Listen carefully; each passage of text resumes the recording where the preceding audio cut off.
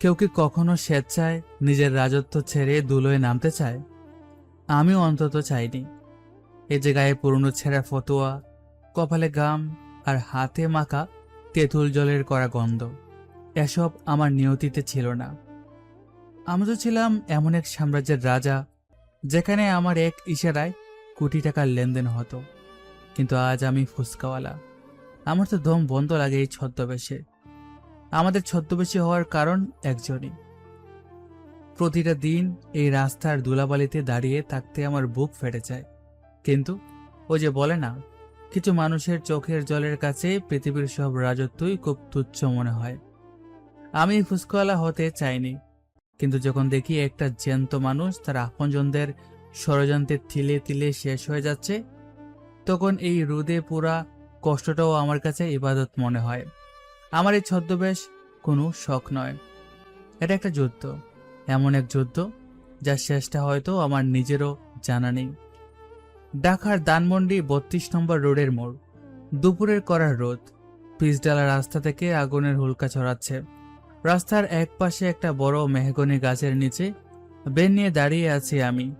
মানে আমার নাম নয়ন খান। আমার পরনে নীল রঙের একটা পুরনো সুতি ফতোয়া, যার হাতা কনুই পর্যন্ত গোটানো। কপালে গামের বিন্দুগুলো চিকচিক করছে। আমি খুব নিপুণ হাতে তেঁতুল জল আর মশলা মাখানো আলুর পুর তৈরি করছি। আমার ব্যান্ডটার নাম নয়ন মামার স্পেশাল ফুচকা। রাস্তা দিয়ে হেঁটে যাওয়া এই মানুষগুলো খুনাক্ষরও জানে না। কেউ জানলে হয়তো জ্ঞান হারাবে যে এই সাধারণ ফুচকাওয়ালার আসল পরিচয় হলো সে এশিয়ার অন্যতম শ্রেষ্ঠ ধনী, দ্য এনকে গ্রুপের একমাত্র উত্তরাধিকারী। কিন্তু এই মুহূর্তে আমার পরিচয় শুধু একজন সাধারণ মেহনতি মানুষ। ভ্যানের সামনে একদল স্কুল পড়ুয়া কিশোর আড্ডা দিচ্ছে। আমি তাদের দিকে ফুচকার প্লেট এগিয়ে দিচ্ছিলাম। ঠিক তখনই রাস্তার ওপাশে একটা সাদা মার্সিডিজ এসে থামলো। গাড়ি থেকে নামলো মেহের, মানে আমার নায়িকা, আর আমার এই ছদ্মবেশের পেছনের একমাত্র কারণ। ওর পরনে হালকা বেগুনি রঙের দামি সেলোয়ার কামিজ, কাঁধে দামি ব্যাগ। সাথে নামলো ওর দুই বান্ধবী তিশা আর রিয়া। মেহেরের চেহারায় আভিজাত্য থাকলেও চোখ দুটো যেন আগুনের ভাটা। ওর পা ফেলাতে এক ধরনের তীব্র ধম্ব আছে, যা আসলে ওর ভেতরের চাপা কষ্টটাকে লুকিয়ে রাখার একটা ঢাল মাত্র। আমি দেখলাম ও হন হন করে আমার বেনের দিকে এগিয়ে আসছে। মেহের, এই গরমে শেষমেশ ফুচকা খেতে এখানে আনলি? আর জায়গা পাসনি, দেখ চারপাশটা কত নোংরা। মাঝে মাঝে নোংরা দেখতেও ভালো লাগে। আবার আসলে না পা, কি দিমু আজকে? এই যে ফুচকাওয়ালা, তোমার হাত কি পরিষ্কার আছে আজ? জি আপা, পরিষ্কার করেই তো কাজ করি। রাখো তোমার পরিষ্কার গল্প। এই বালতির পানি কোথা থেকে এনেছো? ওই তো পাশের টিউবওয়েল থেকে আনা আপা।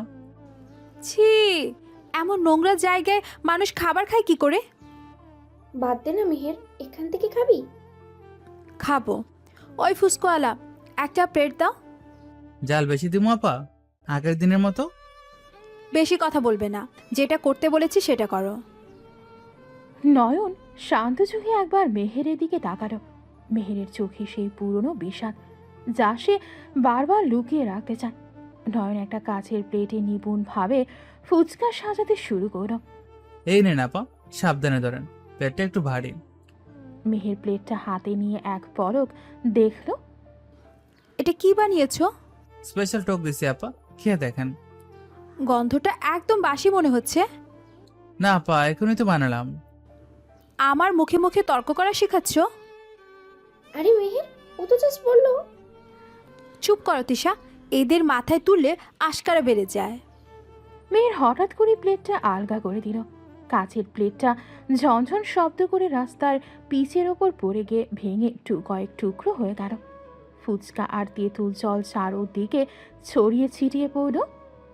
ও শিট, মেহের এটা কি করলি? হাত থেকে পড়ে গেল, আর স্বাদও তো জঘন্য ছিল। আপা, প্লেটটা তো ভেঙে গেল। ভেঙেছে তো কি হয়েছে, টাকা নিয়ে নাও। টাকার কথা না আপা, খাবারটা নষ্ট হলো। ছি, তোমাদের মতো নিচু জাতের মানুষের হাতের খাবার মুখে দেওয়াটা ভুল। মেহের, তুই একটু বেশি বলছিস আজ। বেশি বলছি না কম বলছি সেটা আমি জানি। আমার উপর রাগ থাকলে ঝাড়তে পারেন আপা, কিন্তু খাবার ফেলে দিলেন কেন? তোমার সাহস তো কম না। তুমি আমার সাথে তর্ক করছো?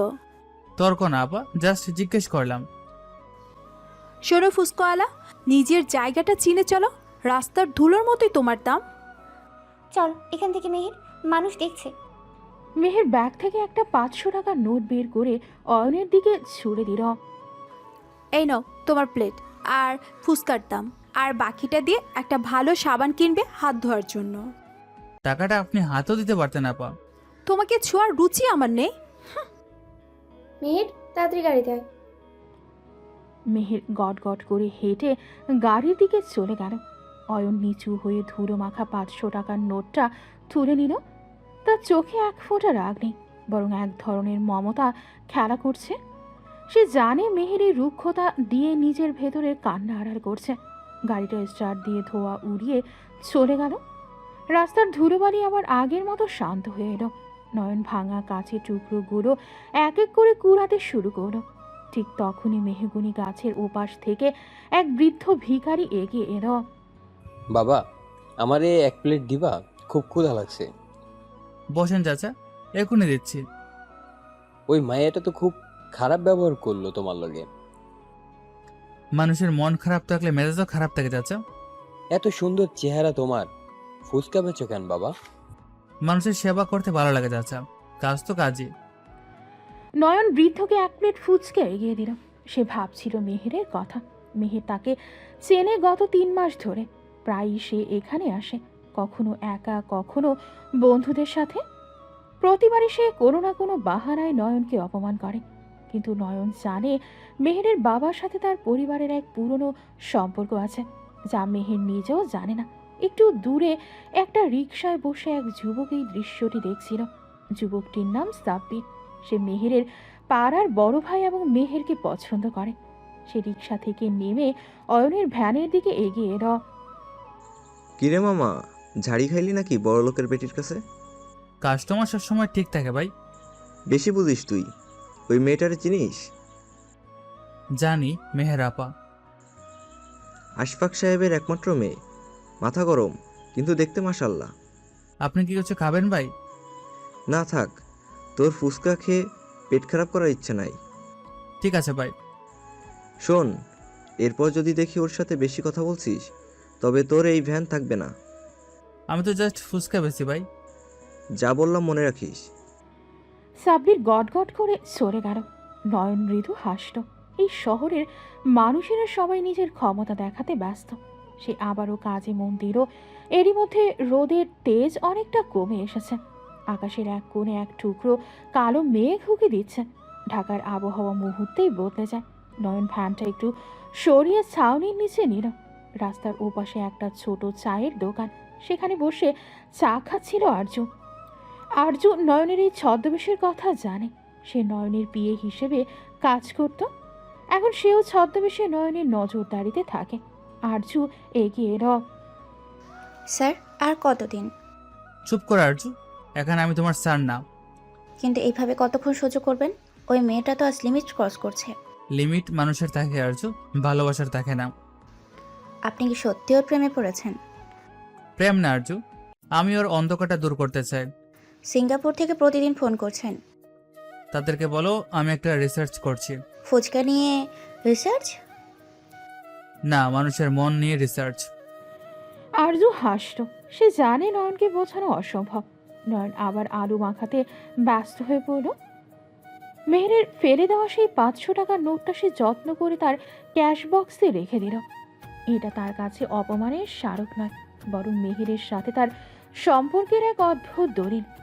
কিছুক্ষণ পর বৃষ্টি শুরু হলো। ঝমঝম করে বৃষ্টি নামলো তপ্ত রাস্তার ওপর। পিচ থেকে ওঠা সাদা সোদা গন্ধে বাতাস ভরে গেল। নয়ন ভ্যানের প্লাস্টিকের পর্দা টেনে দিল। বৃষ্টির দিনে ফুচকার চাহিদা বেড়ে যায়। কিছুক্ষণ আগে সেই অপমানিত নয়ন এখন ব্যস্ত এক ফুচকাওয়ালা। একটি ছোট্ট মেয়ে তার বাবার হাত ধরে ভ্যানের কাছে এলো। মেয়েটির পরনে ফ্রক, হাতে একটা ছোট ছাতা। বাবা, আমি ফুচকা খাবো। ভিজে যাবে তো মা। ভিতরে আসেন ছোট আপা, এখানে বসলে বেচবেন না। মামা, অনেক ঝাল দেবে কিন্তু। অবশ্যই, আপনার জন্য স্পেশাল ফুচকা বানাচ্ছি। নয়ন মেয়েটির দিকে তাকিয়ে হাসল। মেহেরের শৈশব কি এমন ছিল? সে কি কখনো বাবার হাত ধরে এভাবে রাস্তায় ফুচকা খেতে এসেছে? নয়নের মনে হলো মেহেরের জীবনের গল্পটা হয়তো অনেক বেশি জটিল।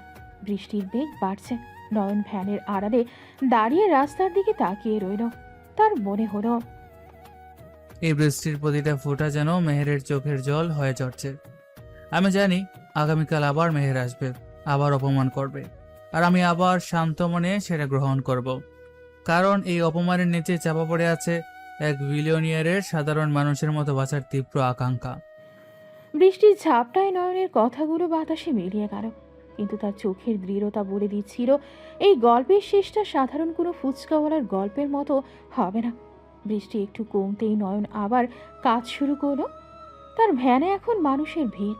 কেউ জানে না এই হাতগুলো একসময় 1000 কোটি টাকার চেকে সই করত। এখন সেই হাতগুলোই মানুষের মুখে এক টুকরো স্বাদ তুলে দিচ্ছে। জীবনের এই অদ্ভুত বৈপরীত্যই নয়নকে প্রতিদিন নতুন করে বাঁচিয়ে রাখছে। এদিকে মেহেরদের সাদা মার্সিডিসটা গুলশানের এক আলিশান ডুপ্লেক্স বাড়ির সামনে এসে থামল। বাড়ির গেটে বড় করে লেখা আশফাক ভিলা। বাইরে থেকে বাগান আর কাচের কারুকাজ করা বাড়িটাকে মনে হয় এক টুকরো জান্নাত, কিন্তু এই দেয়ালের ভেতরে যে নিঃশব্দে হাহাকার জমে আছে তা বাইরের জৌরস দিয়ে ঢাকা পড়ে যায়। মেহের গাড়ি থেকে নেমে হনহন করে ভেতরে ঢুকলো। সোফায় বসে তার বাবা আশফাক আহমেদ ল্যাপটপে কাজ করছিলেন। মেহেরকে দেখে তিনি চশমাটা নাকের ডগায় নামালেন। ফিরেছ? দেখতেই তো পাচ্ছেন। আজ ওই রাস্তার ধারের নোংরা ফুচকাওয়ালার কাছে গিয়েছিলে? আপনার সোর্সগুলো তো খুব পাওয়ারফুল, নিশ্চয়ই জানে কোথায় গিয়েছি। হুম। আমি তোমার বাবা মেহের, তোমার নিরাপত্তার কথা আমাকে ভাবতে হয়। নিরাপত্তা নাকি নজরদারি, কোনটা বাবা? তুমি আজকাল খুব তেতু কথা বলো মেহের। রক্তে যা আছে তাই তো মুখে আসবে। আমি কি তোমার সাথে একটু শান্তিতে কথাও বলতে পারি না? শান্তি এই বাড়িতে অনেক আগেই মারা গেছে। আমার উপর নজরদারি বন্ধ করুন। আশফাক সাহেব কিছু বলতে যাচ্ছিলেন, কিন্তু মেহের তাকে থামিয়ে দিয়ে সিঁড়ি দিয়ে ওপরে উঠে গেল। তার পা ফেরার শব্দে বাড়ির নীরবতা যেন খান খান হয়ে যাচ্ছিল। মেহের তার ঘরে ঢুকে সজোরে দরজাটা বন্ধ করে ভেতর থেকে লক করে দিল। এই ঘরটাই তার পৃথিবী, আর এই ঘরের দেয়ালগুলোই তার একমাত্র বন্ধু। মেহের তার ব্যাগটা একপাশে ছুঁড়ে মারলো, তারপর আলমারির একদম উপরে তাক থেকে একটা ধুলো মাখা ছোট কাঠের বক্স বের করে আনলো। বিছানায় বসে সে বক্সটা কোলের ওপর রাখলো। তার হাত কাঁপছে। কেন এমন করি, কেন? মেহের হুট করে বক্সটা জড়িয়ে ধরে বিছানায় শুয়ে পড়ে। তার চোখ দিয়ে জল গড়িয়ে পড়ছে। একটু আগে ফুচকার দোকানে যে উদ্ধত্ত মেয়েটাকে দেখা গিয়েছিল, এই মেয়েটা তার থেকে সম্পূর্ণ আলাদা। মেহের কাঁদতে কাঁদতে বক্সটা খুলল। ভেতরে একটা পুরনো ছবি আর একটা শুকনো গোলাপ ফুল। সেই ছবির দিকে তাকিয়ে ফিসফিস করে বলে, তুমি থাকলে ওরা আমাকে এইভাবে পিষতে পারতো না মা। আমি রোজ নিজেকে ঘৃণা করি। মেহেরের এই কান্নার সাক্ষী কেউ নেই। সে পাগলের মতো কান্না সামলানোর চেষ্টা করলো, কিন্তু পারল না। কিছুক্ষণ পর সে উঠে তার পড়ার টেবিলের ড্রয়ার থেকে একটা নীল রঙের ডায়েরি বের করলো। ডায়েরির পাতাগুলো ভিজে গেছে চোখের জলে। মেহের কলম ধরে লিখে যাচ্ছে, আজও সেই ফুসকাওয়ালাটাকে অনেক অপমান করেছি মা। ও কারণে ওর সাজানো প্লেটটা ছুঁড়ে ফেলে দিলাম। সবার সামনে ওকে নিচু জাতের বলে তুচ্ছ তাচ্ছিল্য করলাম। কিন্তু জানো মা, ওই ছেলেটা যখন ওর শান্ত চোখ দুটো দিয়ে আমার দিকে তাকালো, তখন মনে হচ্ছিল আমার ভিতরটা কেউ জীবন্ত পুড়িয়ে দিচ্ছে। কেন ও প্রতিবাদ করে না? কেন ও আমাকে গালি দেয় না? ওর ওই মায়াবী শান্ত চাহনিটি আমার সহ্য হয় না। মনে হয় ওই চোখগুলো আমার 1000টা মিথ্যা আর অভিনয়ের দেয়াল ফুঁড়ে ভেতরে ঢুকে যাচ্ছে। আমি তো চাই মানুষ আমাকে ঘৃণা করুক, সবাই আমাকে গালি দিক, আমাকে এক ঘরে করে রাখুক। যতবার আমি কাউকে অপমান করি, মনে হয় আমি আসলে নিজের কলিজায় একটা করে বিষাক্ত পেরেক ঢুকছি। প্রতিটি অপমানের আড়ালে আমি আসলে নিজেকে তিলে তিলে শাস্তি দেই মা। তুমি চলে যাওয়ার পর এই বিশাল বাড়িতে আমি ছাড়া আর কেউ তো অবশিষ্ট নেই। বাবা তো শুধু টাকার অঙ্ক বোঝে। আমি কার জন্য ভালো হব, কার জন্য হাসবো? আমার মতো একটা অপয়া মেয়ের জীবনে কি ভালোবাসা পাওয়ার কোনো অধিকার আছে বলো না। আমি তো জানি আমার সময় ফুরিয়ে আসছে। আমার চারপাশের দেয়ালগুলো ক্রমশ সরু হয়ে আসছে। আমি চাই না কেউ আমার জন্য এক ফোঁটা চোখের জল ফেলুক। তাই তো সবাইকে দূরে ঠেলে দেই। অথচ আজ ওই ছেলেটার সামনে দাঁড়িয়ে মনে হচ্ছিল ও যেন আমার সবটুকু কষ্ট এক নিমিষে পড়ে ফেলেছে। আমি আর পারছি না মা, এই অভিনয়ের ভার আর সইতে পারছি না। আমি আসলে নিজেকে ঘৃণা করি মা, অনেক বেশি ঘৃণা করি। মেহেরের কণ্ঠস্বর কান্নায় বুঝে এলো। সে ডায়েরিটা বন্ধ করে বিছানায় মুখ গুজে পাগলের মতো কাঁদতে লাগলো। তার রুমের এসি ঠান্ডা বাতাসেও তার ভেতরকার দহন কমছে না। হঠাৎ তার রুমের দরজায় টোকা পড়ল। মেহের দ্রুত ডায়েরি আর বক্সটা লুকিয়ে ফেল। কে? আপা, আমি হালিমা, আপনার রাতের খাবার নিয়ে আসছি। আমি খাবো না, নিয়ে যাও এখান থেকে। দুপুরেও তো কিছু খান নাই আপা, শরীর খারাপ করবে তো। বলছি তো খাবো না, কানে কথা যায় না? সাহেব বকবেন আপা, দরজাটা একটু খোলেন। মেহের দরজা খুলে বাড়ির পুরনো কাজের মেয়ে ওপর চিৎকার করে। তোমার সাহেবকে গিয়ে বলো আমার মরার জন্য খাবারের দরকার নাই, যাও। আপা, আপনি এমন কেন করেন? আগে তো এমন ছিলেন না। আগে আমি মানুষ ছিলাম, এখন যন্ত্র হয়ে গেছি, বিদায় হও। হালিমা ভয় পেয়ে ট্রলি নিয়ে চলে গেল। মেহের দরজা আবার বন্ধ করে দিল। সে গিয়ে আলমারি কভারের ভেতরে রাখা এক গুচ্ছ পুরনো প্রেসক্রিপশন বের করল। প্রেসক্রিপশনগুলোর ওপর বড় করে লেখা সাইকিয়াট্রিস্ট। ওষুধের নামগুলোর দিকে সে তাকিয়ে রইল। ওরা মনে করে ওষুধ খেলে আমি ঠিক হয়ে যাব, কিন্তু কতটা তো মনের ভিতরে। মেহের প্রেসক্রিপশনগুলো আবার যত্ন করে রেখে দিল। এই কাগজগুলোই বলে দেয় মেহেরের জীবনের গভীর সংকটের কথা। হঠাৎ তার ফোন বেজে উঠল। স্ক্রিনে নাম ভেসে উঠছে দিশা। মেহের ফোনটা রিসিভ করল। কিরে মেহের, বাড়ি পৌঁছেছিস? হ্যাঁ, কেন? তোর মুড ঠিক আছে তো? ওই ফুচকালার উপর আজ একটু বেশি রাগ দেখালি। ওটা ওর পাওনা ছিল। কিন্তু ছেলেটা তো খারাপ না, ওর ব্যবহার কত ভদ্র। ভদ্রতার আড়ালে ভণ্ডামি থাকে তিশা, তুই বুঝবি না। তুই কি কাল আবার যাবি ওখানে? জানি না, এখন রাখছি, মাথা ব্যথা করছে। মেহের ফোনটা বিছানায় ছুঁড়ে ফেলে দিল। সে জানালার কাছে গিয়ে দাঁড়ালো। বাইরে রাতের ঢাকা শহর আলো ঝলমল করছে। উঁচু ডুপ্লেক্সের এই বারান্দা থেকে নিচের পৃথিবীটাকে খুব ক্ষুদ্র মনে হয়। মেহেরের মনে হলো সে যেন এক কাচের প্রাসাদে বন্দি রাজকুমারী, যার বাইরে বেরোনোর সব পথ বন্ধ। ঠিক এই সময় মেহেরের খালার মেয়ে শায়লা তার রুমে ঢোকার জন্য দরজায় কড়া নাড়ল। শায়লাই বাড়িতেই থাকে। সে মেহেরের চেয়ে 2 বছরের ছোট। মেহের আপু, ভেতরে আসবো? দরজা খোলা আছে, আয়। তুমি নাকি আজও বাবার সাথে ঝগড়া করেছো? বাবা তোকে পাঠিয়েছে আমার মন বুঝতে। না আপু, আমি এমনিই আসলাম। তুমি কি সত্যি ওই ফুচকাওয়ালাকে টাকা ছুঁড়ে মেরেছো? তুই কি বিচার করতে আসলি? না আপু, আমি ভাবছি তুমি কেন এমন করেছো। ওই ছেলেটা কিন্তু তোমাকে নিয়ে কোনো দিন অভিযোগ করেনি। করবে কি করে? ও তো একটা সামান্য ফুচকাওয়ালা।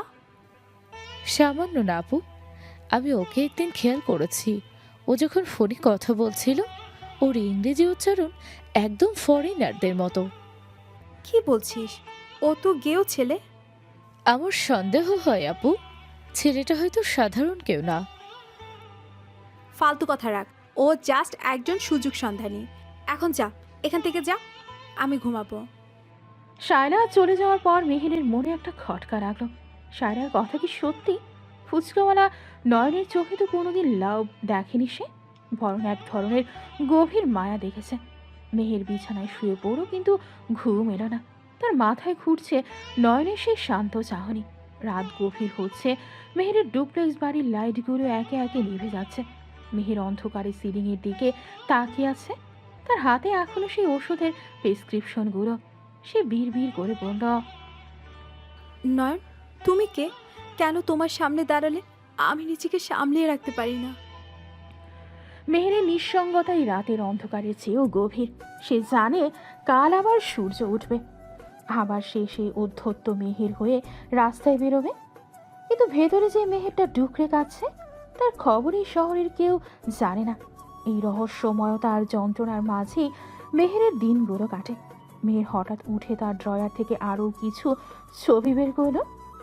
ছবিগুলো আধপোড়া, যেন কেউ এগুলো পুড়িয়ে ফেলার চেষ্টা করেছিল কিন্তু পারেনি। সেই ছবিগুলোর দিকে তাকিয়ে মেহেরের চোখ আবার ভিজে উঠল।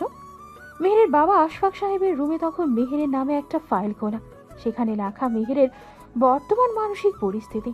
বাবা আর মেয়ের মাঝে এই কাগজের দেয়ালটা দিন দিন আরও চওড়া হচ্ছে। মেহের অন্ধকার ঘরে বসে রইল। তার নিঃশ্বাস ভারী হয়ে আসছে। এই বিশাল বাড়িতে সে যেন একাই লড়াই করে চলেছে এক অদৃশ্য শত্রুর বিরুদ্ধে। আর সেই শত্রুর নাম তার নিজের অতীত। কেউ কি আসবে যে আমাকে এই নরক থেকে টেনে তুলবে? মেহেরের এই আকুতিকে কেউ শুনতে পাবে? ঢাকার রাতের নির্জনতায় তার দীর্ঘশ্বাসগুলো যেন একটা বড় ঝড়ের সংকেত দিচ্ছে। ঢাকার সেই বিষণ্ণ রাত যখন মেহেরের চোখের জলে ভারী হয়ে উঠছিল, ঠিক সেই সময়ে কয়েক হাজার মাইল দূরে সিঙ্গাপুরের মেরিনা বে ফিনান্সিয়াল সেন্টারের চিত্রটা ছিল আকাশ পাতাল আলাদা। কাচের দেয়াল ঘেরা দ্য অ্যানকে গ্রুপ অফ এর সুউচ্চ দপ্তরে তখন মধ্যরাতে হলেও উত্তেজনার পারতঙ্গে এশিয়ার সব বাঘা বাঘা ইনভেস্টর আর বোর্ড মেম্বাররা এক বিশাল কনফারেন্স টেবিলে বসে আছেন। সবার মুখে চিন্তার রেখা। টেবিলের ঠিক মাঝখানে চেয়ারটা শূন্য। সেটি এই সাম্রাজ্যের অধিপতি নয়ন খানের। তার অনুপস্থিতিতে পুরো মিটিং রুম যেন এক প্রাণহীন যান্ত্রিক ঘরে পরিণত হয়েছে। নয়নের ব্যক্তিগত সহকারী আকাশ এক কোণে দাঁড়িয়ে কপালে ঘাম মুছছে। আকাশ, এটা কোনো মস্কারা নয়। 6 মাস একটা গ্লোবাল কোম্পানির চেয়ারম্যান 6 মাস ধরে নিখোঁজ থাকে কি করে? স্যার নিখোঁজ নন মিস্টার চ্যাং, তিনি ছুটিতে আছেন। ছুটি? আরে কারো সাথে কোনো যোগাযোগ নেই, কোনো সিগনেচার নেই। জাপানিজ মার্কেট আমাদের শেয়ার নিয়ে প্রশ্ন তুলেছে। চেয়ারম্যান স্যার আমাকে করার নির্দেশ দিয়ে গেছেন, বিশেষ প্রয়োজন ছাড়া তাকে বিরক্ত না করতে। আমাদের যে বিশেষ প্রয়োজন আর কার হতে পারে?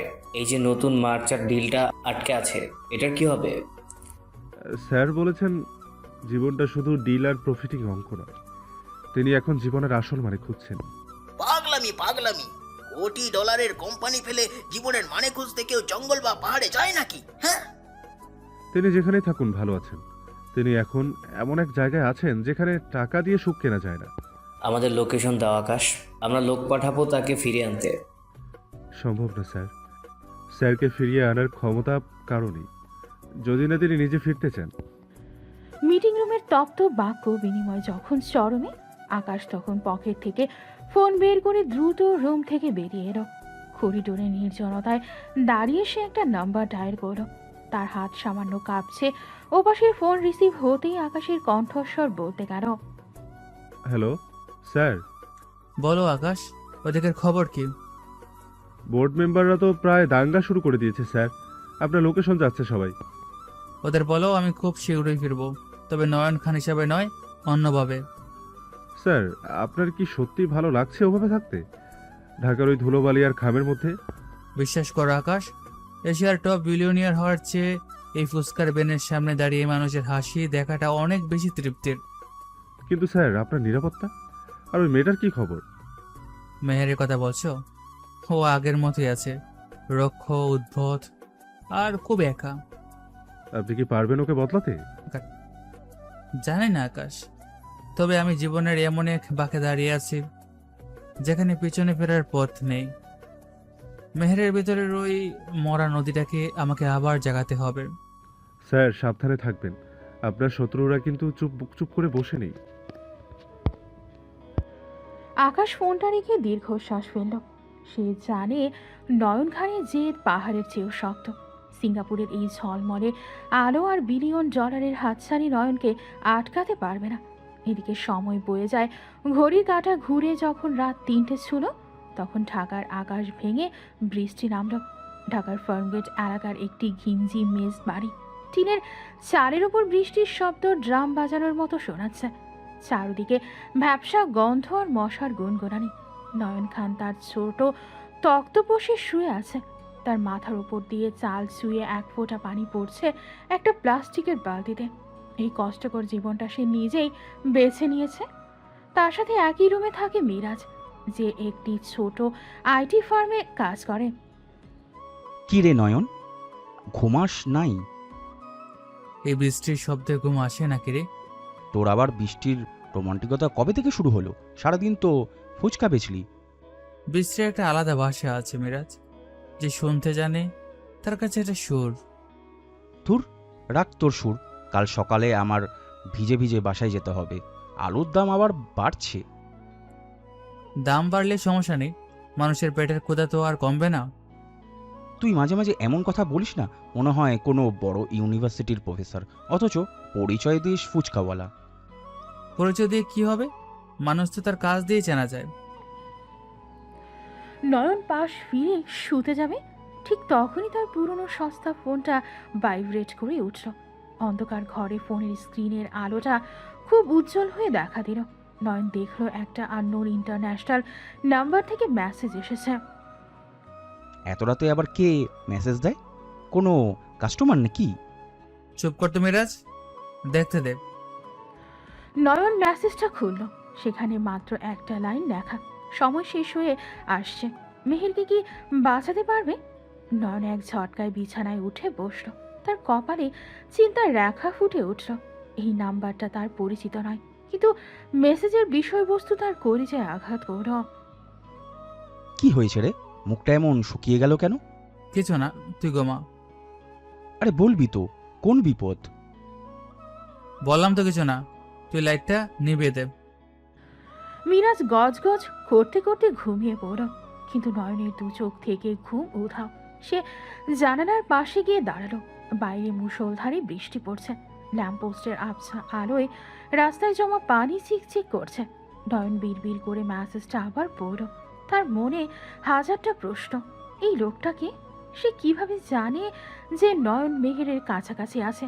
আর মেহেরের কি এমন বিপদ যার জন্য সময় শেষ হয়ে আসছে? সময় শেষ হয়ে আসছে মানে কি? নয়ন জানালার গ্রিলটা শক্ত করে ধরল।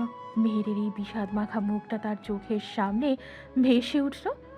যে মেয়েটা দিনের আলোয় তাকে অপমান করে, সেই মেয়েটার আড়ালে লুকিয়ে থাকা রহস্যটা কি তবে আরও গভীর? মেহেরের বাবার সাথে নয়নের পরিবারের যে ব্যবসায়িক দ্বন্দ্ব ছিল, তার বাইরেও কি অন্য কোনো খেলা চলছে? সব প্রশ্নের উত্তর পেতে হলে আমার সাথেই থাকুন। আমি তোমাকে মরতে দেব না মেহের, এমনকি যদি তার জন্য আমার এই তিলে তিলে গড়া ছদ্মবেশ কিংবা আমার বিলোনিয়ার পরিচয় সব বিসর্জন দিতে হয়, তবুও না। বৃষ্টির বেগ আরও বাড়ল। নয়ন অন্ধকার ঘরে একা দাঁড়িয়ে রইল। সে জানে আগামীকাল থেকে তার লড়াইটা আর শুধু ফুচকা বেচার মধ্যে সীমাবদ্ধ থাকবে না। মেহেরের বাড়ির চারপাশের ওই নিশ্চিদ্র নিরাপত্তার দেয়াল তাকে টপকাতে হবে। কিন্তু কিভাবে? একজন সাধারণ ফুচকাওয়ালা কি পারবে এক বিলিনিয়রের মেয়ের জীবন রক্ষা করতে? নয়ন তার স্মার্টফোনটা বের করল, যেটা সে লুকিয়ে রাখে। সে আরজুকে একটা মেসেজ টাইপ করল।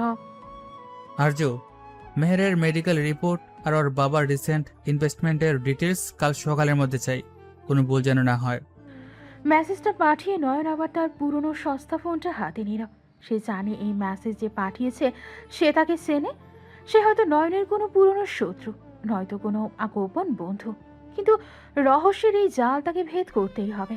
নয়ন জানালার বাইরে তাকিয়ে অন্ধকার আকাশের দিকে হাত বাড়ালো। বৃষ্টির কয়েক ফোঁটা তার হাতের তালুতে পড়ল। সে মনে মনে বলল, মেহের, আমি আসছি। তোমার এই কাচের প্রসাদের সব অন্ধকার আমি সরিয়ে দেব। রাত বাড়ছে, ঢাকার রাস্তাগুলো এখন জনশূন্য, কিন্তু এই বৃষ্টির রাতেই শুরু হলো এক নতুন যুদ্ধের সূচনা। একদিকে এশিয়ার শ্রেষ্ঠ ধনী, অন্যদিকে এক রহস্যময় বিপদে ঘেরা অভিজাত তরুণী, আর মাঝখানে দাঁড়িয়ে আছে এক সাধারণ ফুচকাওয়ালা। রহস্য আর আবেগের এই দোলাচলে নয়ন খানের জীবন এখন এক অনিশ্চিত গন্তব্যের দিকে এগিয়ে চলেছে। বৃষ্টির রাতে সেই রহস্যময় মেসেজটা পাওয়ার পর নয়নের চোখে এক পলকের জন্য ঘুম আসেনি। ভোরের আলো ফোটার আগেই সে তৈরি হয়ে বেরিয়ে পড়েছিল। রবিবার মানেই মেহেরের সেই অদ্ভুত রুটিন, যা নয়ন গত 1 মাস ধরে পর্যবেক্ষণ করছে। ঢাকার আজিমপুরে পুরনো গোরস্থানের গেটে যখন আকাশি রঙের একটা সিএনজি এসে থামলো, তখন কুয়াশা আর ধোঁয়াশার চারপাশ ঢাকা। মেহের গাড়ি থেকে নামলো। তার পরনের সাদা একটা সাধারণ সুতি কামিজ, মাথায় ওড়না টানা, নয়ন একটু দূরে একটা বড় রেইনট্রি গাছের আড়ালে দাঁড়িয়ে আছে, মাথায় মাংকি টুপি আর কাঁধে একটা ময়লা চাদর, যাতে কেউ তাকে চিনতে না পারে। মেহের ধীর পায়ে ভেতরে ঢুকে গেল। সে সোজা চলে গেল একদম শেষ প্রান্তের একটা নামহীন কবরের কাছে। কবরটা খুব একটা পুরনো নয়, কিন্তু সেখানে কোনো নেম প্লেট নেই। মেহের কবরের পাশে হাঁটু গেড়ে বসল। নয়ন কিছুটা দূরত্ব বজায় রেখে একটা ভাঙা দেয়ালের আড়ালে দাঁড়িয়ে কান পাতল। কেমন আছো তুমি? আমি আবার এসেছি। মেহেরের গলার স্বর কাঁপছে। সে কবরের ওপর জমে থাকা শুকনো পাতাগুলো আলতো হাতে পরিষ্কার করতে শুরু করল। জানো, কাল আবার সেই ফুসকলাকে অনেক কথা শুনিয়েছি। ওই লোকটা কেন আমার দিকে ওভাবে তাকায়? আমার কথা বলছো মেহের? আমার দিকে তাকালে কি তুমি নিজেকে দেখতে পাও? সবাই আমাকে অহংকারী ভাবে। রিয়া, তিশা সবাই বলে আমি নাকি মানুষ চিনতে ভুল করি।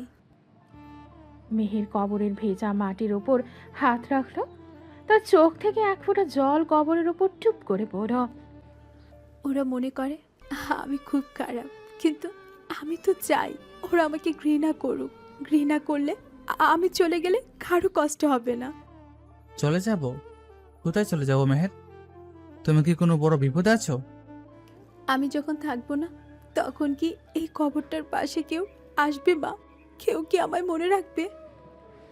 মেহেরের মুখ থেকে মা শব্দটা বের হতেই নয়নের বুকটা ধক করে উঠল। এই নামহীন কবরটা কি তবে মেহেরের মায়ের? কিন্তু মেহেরের মা তো মারা গেছেন, শুনেছে সে অনেক আগে। তবে কেন এই কবরে কোনো নাম নেই? মেহেরের চলে যাওয়ার কথাটা মানেই বা কে? সে কি কোনো মরণ ব্যাধিতে আক্রান্ত? নয়নের মাথায় হাজারটা প্রশ্ন ঘুরপাক খেতে লাগলো। সময় ফুরিয়ে আসছে। বাবা হয়তো সব জেনে যাবে খুব দ্রুত। তার আগে আমাকে সব শেষ করতে হবে। মেহের উঠে দাঁড়ালো। তার চোখে এখন কান্নার রেশ নেই, আছে এক জমাটবদ্ধ সিদ্ধান্ত। সে দ্রুত পায়ে গোরস্থানের বাইরে বেরিয়ে গেল। নয়ন দেয়ালের আড়ালে নিজেকে লুকিয়ে ফেলল। কুয়াশার চাদর ভেদ করে মেহেরের সিএনজিটা যখন চলে গেল, নয়ন তখন সেই নামহীন কবরের সামনে গিয়ে দাঁড়ালো। তার মনে হলো এই মাটির নিচে কোনো একটা বিশাল সত্যি চাপা পড়ে আছে। কয়েক ঘন্টা পর রোদের তেজ বাড়তে শুরু করেছে। নয়ন আবার তার সেই পরিচিত রূপে নীল ফতুয়া লুঙ্গি পরে ফুচকার ভ্যানে। তবে আজ সে একা নয়, তার সাথে আছে ভিকি। ভিকি নয়নের ছোটবেলার বন্ধু। লন্ডনে একসাথে পড়াশোনা করেছে। বর্তমানে সে নয়নের ব্যক্তিগত লিগ্যাল অ্যাডভাইজার। কিন্তু আজ সে নয়নের হেল্পার সেজে ভ্যানে আলো ছেয়েছে। ডিকির পরনে একটা চেক লুঙ্গি আর হাত কাটা গেঞ্জি। কিরে দোস্ত, এই আলো ছিলতে গিয়ে আমার হাত তো পুরো লাল হয়ে গেল। আলো ছিলতে কষ্ট হলে $1 বিলিয়ন ডিল করছিস কেন? আরে ওটা তো এসি রুমে বসে হয়, আর এখানে তো রোদ, মানুষের ঘাম গন্ধ সহ্য করা। মানুষের ঘাম আর মাটির গন্ধ নিতে শিখবে কি? এটাই জীবনের আসল স্বাদ। রাখ তোর দার্শনিক কথা। তুই কি সত্যি এখানে ফুচকা বেচতে আসছিস, নাকি ওই মেয়েটার প্রেমে পড়েছিস? তোর কি মনে হয়? আমার মনে হয় তোর মাথা পুরো গেছে। বিলিনিয়ার থেকে ফুচকাওয়ালা, প্রেমটা কি জম্বার বদলে তেঁতুল জল হয়ে গেল নাকি? তেঁতুল জল তো বেশ উপাদেয় বিকি, টক ঝাল মিষ্টি। আজ মেহের এসেছিল? না, আজ ও অন্য কাজে ব্যস্ত ছিল, আজিমপুর গিয়েছিল। গোরস্থানে কেন? একটা নামহীন কবর। ও বলছে ও চলে যাবে। বিকি, মেয়েটার হার্ট মনে হয় খুব একা। নয়ন, তুই জানিস তুই কি করছিস? এদিকে তোর সিঙ্গাপুরের ব্যবসায় ধস নামা দশা। কাল মিস্টার চ্যাং ফোন করেছিল। ব্যবসায় দোষ নামলে আবার দাঁড়ানো যায় বিকি, কিন্তু একটা প্রাণ জ্বরে গেলে সেটা আর ফেরানো যায় না। তুই কি শিওর অসুস্থ, মানে কোনো মরণ ব্যাধি? আমি আজ ওর কথা শুনে সেটাই আঁচ করলাম। ও চায় সবাই ওকে ঘৃণা করুক, যাতে ও মারা গেলে কেউ কষ্ট না পায়। উদ্ভট চিন্তা, কিন্তু মেয়েটা তোকে যেভাবে অপমান করে সেটা আমি সহ্য করতাম না। মেহের আমাকে অপমান করে শান্তি পায় বিকি, আর ওর শান্তি আমার সুখ। তুই তো দেখছি পুরোই দেবদাস হয়ে গেছিস। তোর এই ফুচকার দোকানে যদি তোর কোম্পানির শেয়ার হোল্ডার আসতো, তবে ভিমরি খেয়ে মরত। শুনবি কি, হাসি বাদ দে। তুই একটু খোঁজ নে তো, মেহেরের কোনো মেডিকেল হিস্ট্রি আছে কিনা। আমি তো খোঁজ নিচ্ছি। ওর বাবার পার্সোনাল ডাক্তারকে টার্গেট করেছি। সাবধানে করিস। আশফাক সাহেব লোকটা কিন্তু খুব দ্রুত। আরে আমি কে জানিস না, লন্ডনের টপ ডিটেকটিভদের সাথে কাজ করেছি। ঠিক এই সময় একদল ভার্সিটির ছেলে মেয়ে ভ্যানের সামনে এসে দাঁড়ালো। ভিকি তাড়াতাড়ি নিজেকে সামনে নিয়ে এক প্লেট ফুচকা এগিয়ে দিল। এই মামা, তেঁতুল জলটা একটু বেশি করে দিয়েন তো। অবশ্যই মামা, আমাদের স্পেশাল তেঁতুল জল খেলে মন চাঙ্গা হয়ে যাবে। বেশি কথা বলিস না বেশি সন্দেহ করবে। আরে ফুচকাওয়ালা কি কথা বলতে পারে নাকি? আমি হলাম স্মার্ট ফুচকাওয়ালা। নয়ন আলুর পুর মাখাতে মাখাতে দূরে মেহেরের সেই সাদা মার্সিডিসটা দেখতে পেল। গাড়িটা এদিকেই আসছে। নয়নের হার্টবিট বেড়ে গেল। সে জানে আজ হয়তো আবার এক কষ্ট অপমান আসবে, কিন্তু মেহেরের ওই বিধ্বস্ত চোখ দুটো দেখার জন্য সে যেন সারাদিন অপেক্ষা করে থাকে। দোস্ত, ওই দেখ তোর ক্র্যাশের গাড়ি। চুপ কর, আলো চলতে থাক। আমি কিন্তু আজ ওর অপমান শুনলে পাল্টা কিছু বলে দিতেও পারি, বলে দিচ্ছি। খবরদার বেকি, তুই এখন আমার হেল্পার, ওর সাথে কোনো কথা বলবি না। গাড়িটা ভ্যানের কয়েক হাত দূরে এসে ব্রেক কষল। মেহের নামলো না, শুধু জানালার কাজটা নামালো। তার চোখে বড় কালো সানগ্লাস। নয়ন এগিয়ে গেল জানালার কাছে। আই ফুচকাওয়ালা, এপাশে এসো। জি আপা বলেন। আজ ফুচকা খাবো না, এই নাও কিছু টাকা। আজ রাত 8টার সময় গুলশান 2-এর মোড়ে আমার জন্য এই স্পেশাল তেঁতুল জল আর ফুচকা নিয়ে আসবে। রাস্তায় ডেলিভারি দেবো আপা? হ্যাঁ, আমার এক জায়গায় যেতে হবে, গাড়িতে বসে খাবো, দেরি যেন না হয়। মেহের একটা 1000 টাকার নোট নয়নের দিকে বাড়িয়ে দিল। নয়ন নোটটা নিতে গিয়ে দেখলো মেহেরের নখগুলো নীল হয়ে আছে। সে কি ওষুধের পার্শ্ব প্রতিক্রিয়া? মেহের কাজ তুলে দিল আর গাড়িটা শো করে বেরিয়ে গেল। কিরে, রাতে পার্সোনাল ডেলিভারি নাকি? বেকি, ওর নখগুলো দেখছিস কেমন যেন নীলছে। নীলচে? অক্সিজেন কম থাকলে বা কোনো ক্রনিক প্রবলেম থাকলে এমন হয়। আজ রাতে আমাকে যেতেই হবে, রহস্যটা মনে হয় আজ রাতেই কিছুটা পরিষ্কার হবে। সাবধানে থাকিস দোস্ত, আমার মন বলছে কোনো বড় বিপদ আসছে। বিপদ তো অনেক আগে চলে এসেছে বেকি, এখন শুধু সেটা মোকাবেলার পালা। সূর্যটা পশ্চিম দিকে হেলে পড়ছে। নয়ন আর ভিকি মিলে ভ্যানটা গুছিয়ে নিচ্ছে। নয়নের মনে এখন একটাই চিন্তা, রাত 8টা, গুলশান 2-এর মোড়ে মেহের তাকে কেন রেখেছে? এটা কি শুধুই ফুচকা খাওয়ার বায়না, নাকি অন্য কোনো সংকেত? রহস্যের কুয়াশা যেন আরও ঘনীভূত হচ্ছে। নয়ন জানে না আজকের এই রাতটি তার জীবনের মোড় চিরতরে ঘুরিয়ে দিতে পারে। এদিকে গুলশানের সেই বিশাল বাড়ির দোতলায় আশফাক আহমেদের ব্যক্তিগত লাইব্রেরি। চারিদিকে দামি বই আর কাঠের ফার্নিচারের গাম্ভীর্য। আশফাক সাহেব অস্থিরভাবে পায়চারি করছেন। বৃষ্টির শব্দ জানালার কাছে আঘাত করছে বারবার। তিনি টেবিলের ড্রয়ার থেকে একটা পুরনো চামড়ার ফাইল বের করেন। ফাইলে বড় বড় অক্ষরে লেখা প্রজেক্ট অ্যান্ডকে। আশফাক সাহেব ফাইলের পাতা উল্টাতে লাগলেন। সেখানে একটি 20 বছর পুরনো খবরের কাগজ কাটা রয়েছে। শিরোনাম, ব্যবসায়ী নাইম খানের রহস্যময় পতন। নাইম খান ছিলেন নয়ন খানের বাবা। আশফাক সাহেব একসময় নাইম খানের খুব ঘনিষ্ঠ এবং কাছের বন্ধু ছিলেন, কিন্তু ক্ষমতার লোভে তিনি বন্ধুর সাথে বিশ্বাসঘাতকতা করেছিলেন। নয়ন এই সব জানে, কিন্তু তার মনে কোনো প্রতিশোধের আগুন নেই। সে জানে পাপের ফল মানুষ এই পৃথিবীতেই পায়। কিন্তু ঠিক এই সময় দরজায় টোকা পড়ল। ভেতরে ঢুকলেন ডক্টর রহমান, আশফাক সাহেবের পারিবারিক চিকিৎসক। আসতে পারি আশফাক সাহেব? আসুন রহমান সাহেব, রিপোর্টটা নিয়ে এসেছেন? জি, তবে মেহেরের কন্ডিশন খুব একটা ভালো নয়। টাকার কথা ভাববেন না, এই নিন একটা ব্ল্যাঙ্ক চেক। টাকা দিয়ে সব হয় না। মেহেরের লিভার সিরোসিস এই ধরনের কোনো সমস্যা নেই, কিন্তু শরীরের ভেতরে যে টক্সিন জমছে সেটার সোর্স আমরা খুঁজে পাচ্ছি না। আমি চাই না মেহের জানুক যে ও অসুস্থ, বাড়ির কেউ যেন না জানে। কিন্তু স্যার, ও তো মাঝে মাঝে সেন্সলেস হয়ে যাচ্ছে, একে বিদেশে নিয়ে চিকিৎসা করানো দরকার। সময় আসুক, আপাতত আপনি ওকে ভিটামিন বলে এই কড়া ডোজের ওষুধগুলো দিয়েছেন। এটা ওর ওপর খুব চাপ ফেলছে, ওর মেজাজ খিটখিটে হয়ে যাচ্ছে। ও যত মানুষের কাছে অপছন্দের হবে ততই আমার জন্য মঙ্গল। আশফাক সাহেবের চোখ দুটো পাথরের মতো শীতল। তিনি চান না মেহের সুস্থ হয়ে নিজের সম্পত্তির অধিকার বুঝে নিক। অন্যদিকে নয়ন তার মেসে বসে ল্যাপটপে আরজুর পাঠানো ডাটা দেখছে। সে জানে আশফাক সাহেব একজন ডাক্তারকে নিয়মিত বড় অঙ্কের টাকা পাঠাচ্ছেন। নয়ন বুঝতে পারছে মেহেরের এই খিটখিটে স্বভাব আর অসুস্থতা কোনো স্বাভাবিক ঘটনা নয়। নয়ন বিড় করে বলল, আশফাক সাহেব, আপনি আপনার নিজের মেয়ের সাথে এই খেলা খেলছেন? আমি তো সেটা হতে দেব না। এভাবে কিছুদিন কেটে যায়। পহেলা বৈশাখ। আজ পুরো ঢাকা শহর আজ রঙিন সাজে সেজেছে। রমনা পার্কের মেলায় মানুষের তিল ধারণের জায়গা নেই। নয়ন রাস্তার ফুচকার ভ্যান নিয়ে মেলা প্রাঙ্গণের এক কোণে দাঁড়িয়েছে। তার ভ্যানটিও আজ রঙিন কাগজে সাজানো। মেয়ে তার বান্ধবীদের সাথে মেলায় এসেছে। তার পরনে লাল সাদা পাড়ের শাড়ি, কপালে বড় একটা টিপ।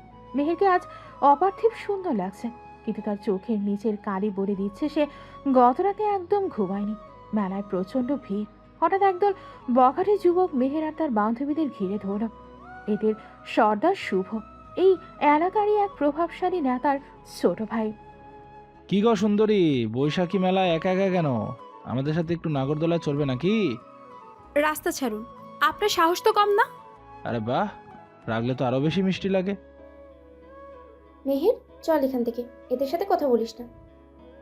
কোথা যাবে? মেলার আনন্দ তো মাত্র শুরু হলো। হাত ছাড়ুন বলছি, আমি পুলিশ ডাকবো। পুলিশ আমার পকেটে থাকে রে পাগলি, আয় আমার সাথে। আশেপাশের মানুষ দেখছে, কিন্তু কেউ সাহস করে এগিয়ে আসছে না। মেহেরের চোখে আজ ভয়ের ঝিরিক। ঠিক তখনই ভ্যান ছেড়ে দ্রুত পায়ে এগিয়ে এলো নয়ন। তার হাঁটার ভঙ্গিতে আজ কোনো সাধারণ ফুচকাওয়ালার জড়তা নেই। সে ভিড় ঠেলে শুভর সামনে গিয়ে দাঁড়ালো। হাঁটা ছাড়ুন ওর। কিরে ফুচকাওয়ালা, তুই আবার কোত্থেকে আসলি? ফুচকা বেচতে পারিস না? বললাম হাতটা ছাড়ুন, দ্বিতীয়বার বলবো না। এই শালা, তুই আমার সাথে এভাবে কথা বলিস? শুভ নয়নকে মারার জন্য হাত তুলল, কিন্তু মুহূর্তের মধ্যে নয়ন শুভর হাতটা মুচড়ে ধরল। তারপর চোখের পলকে নয়ন তাকে একটা মুখ্য মাছাড় দিল। শুভর সাঙ্গপাঙ্গরা তেড়ে এলো।